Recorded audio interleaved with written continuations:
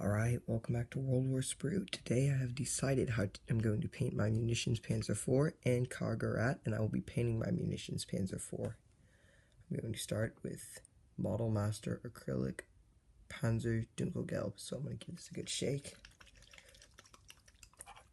Use a size 3 brush, and I'm going to start by base coating in Dunkelgelb. We're going to be doing a cloud camouflage using Dunkelgelb and dark camo green.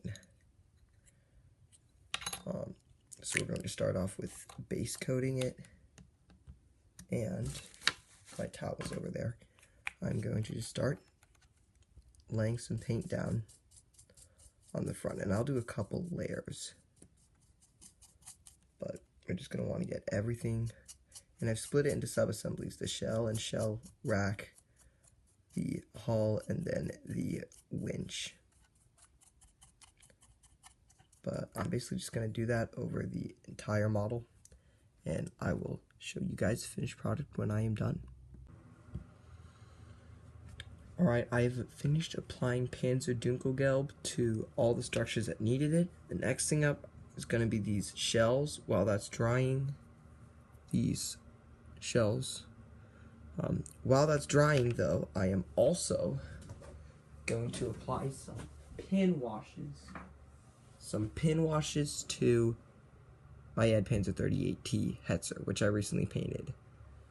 So some extra projects to work on while it's going on. So the color I'm going to be using is Vallejo US Intermediate Green. The bottle busted, so I had to quickly put it into a tester's bottle, but this is Vallejo US Army Intermediate Green. Shake this up really well, and this is a really good olive drab color. So the shells in the Mörser were olive drab with little yellow stripes. So I'm just going to take a number 1 brush here, get some paint on that, just start slapping it on the shell.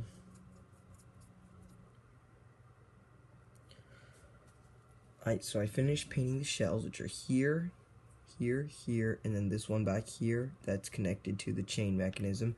So now I'm just going to go in and fill out all the metallic details using metallic gray XF56 Tamiya paint. So I'm going to give this a good shake. In the meantime, I'm going to pull my brush out of this very olive drabby water.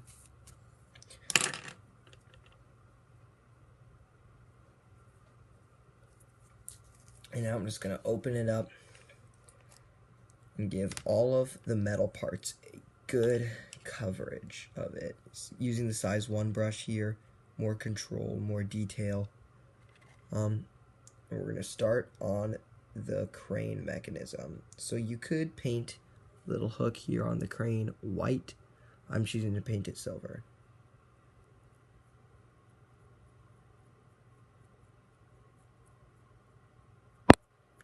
The reason I chose this metallic gray silver color is because I think it just stands out a little bit more. And this is a model that I want to stand out from the rest of my German collection. Shouldn't be too hard when it's side by side with the Karl Mörser, but I want every detail to show up and be like, whoa. Also, I pin washed the Hetzer using panel line thinner and then some enamel thinner, and that really does the trick for pin washes. I'm just going to go around here, and I'm going to film this entire part, because knowing which details to pick out in metallics can be hard, but honestly, do not worry too much. If you're worried about historical accuracy, look up some photos. If you're just worried about making a model kit that looks good, just pick out some details on each area that look like they'd be metal. Pick them out, paint them up.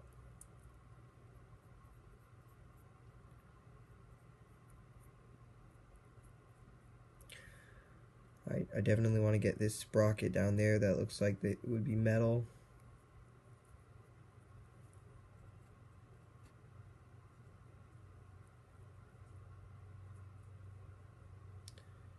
Alright, there we go. Alright, now I'm going to move into camouflage. You also might have noticed that I didn't paint the treads. in silver. However, German treads were not often silver, and because it's going to be on the Russian front, I'm instead going to paint them in Vallejo flat earth. And that's a much better color, and then I will wash it and do a quick dry brushing of silver over it to make them look realistic. But we're using this Testors acrylic dark camo green. Camo green dark is the actual name. So I already gave it a good shake, and I'm just going to go in, and you're going to want to draw little circles. Hold on, I need to get some pliers. So when you use acrylic paint, you will eventually find that sometimes your lids get stuck. So I keep a pair of pliers around and just get it locked in onto the lid. Apply as much pressure as possible and twist, and that'll get it open. Acrylic paint and enamel paint especially really tend to get stuck and then dry on the turret, the lid ring, and you're going to want to make sure that that does not happen. So for camouflage, we're just going to take our paintbrush, we're just going to paint little circles. And you're not going to connect them, but you are going to make them so that they are close to each other. Circles, blotches, that kind of stuff. And we're going to absolutely cover this with them.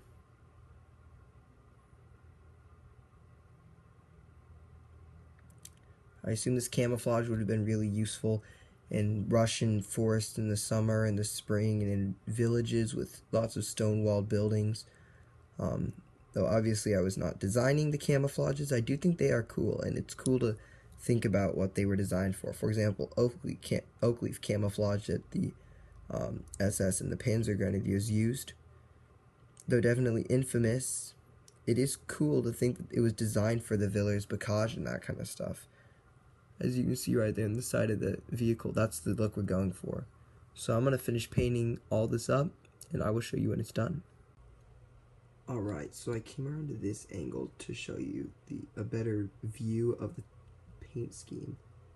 And it is looking good. It looks definitely the way I envisioned it. Basically, you're just drawing circles or making dabs with your paintbrush and filling it in. So that is going to be the camouflage we're going to use on both the Munitionspanzer IV and the Gerat. So now we just have to paint the treads. I decided against painting the rims of the wheels because it's such a small scale. Install the shells. I might or might not paint the yellow line that I've been talking about the entire time. But I'm going to paint the treads using a tan. Really, a tan of any kind works. And I will show you when they're done. Alright, here is it intact. As you can see, I just attached the shell, so it's still swinging. But this is the completed project. The only thing I'm going to do is maybe add some pin washes, some panel liner to the base. So I will show you when I'm done with that, but it's close to being done. So I just got done with the panel liner, and as you can see, I put some in the shell bay. And I went heavy on it because, as you can imagine, this vehicle's been out in the rain, loading and offloading shells for months out in the sun, so I wanted to give that really weathered look. But thanks for watching, and then if you don't want to miss the Gerat video, please like and subscribe. Thanks for watching, y'all.